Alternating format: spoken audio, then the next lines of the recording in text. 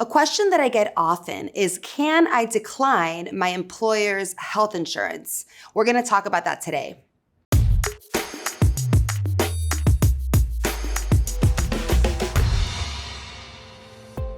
So if you work for a large company, one that has over 50 employees, your employer is actually required by law to offer health coverage to the entire employee population, and they've got to pay for at least half of the monthly premium for the employee. And a lot of times these plans are pretty good, especially compared to the individual market. Now, make sure to stay till the end of this video because I am going to talk about a couple things that you might want to keep in mind where you might want to get your own health coverage. So like I was saying, the plans are typically pretty rich plans, meaning that they have lower out-of-pocket costs. They tend to be PPO, meaning that you have wide access to doctors and hospitals.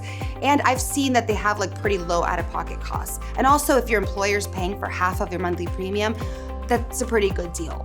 Now, there's two exceptions, or I wouldn't call them exceptions, but really just things to think about where it might not make sense to take your employer coverage, and that's if you're trying to add your family to your plan and you want to all be on the same plan. So what I found is that while these are great, these employer benefits are really great deals for the employee, it's pretty expensive to add a spouse these days, and also adding children. And that again depends on the company size. In some cases it's not. And that's what I love doing with my clients, is really analyzing that whole situation. I kind of nerd out on that.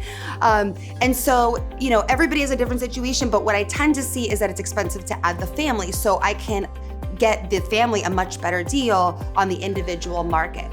And then something else that I've really been thinking about lately is when it comes to underwritten insurance and getting your own insurance plan, early on when you're young and healthy and keeping that plan, it means that you're not dependent on a job to provide your health coverage. And so if you're someone that changes jobs, or in recent economy, it's been crazy. There's so much change, people jumping from job to job.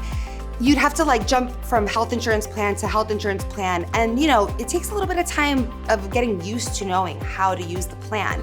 And so if you want more of a long-term stability, and also when it comes to underwriting, some plans are underwritten these days, you getting onto that plan and getting enrolled when you're young and healthy can actually save you so much money over the long term. So the short answer is it depends, very lawyerly answer.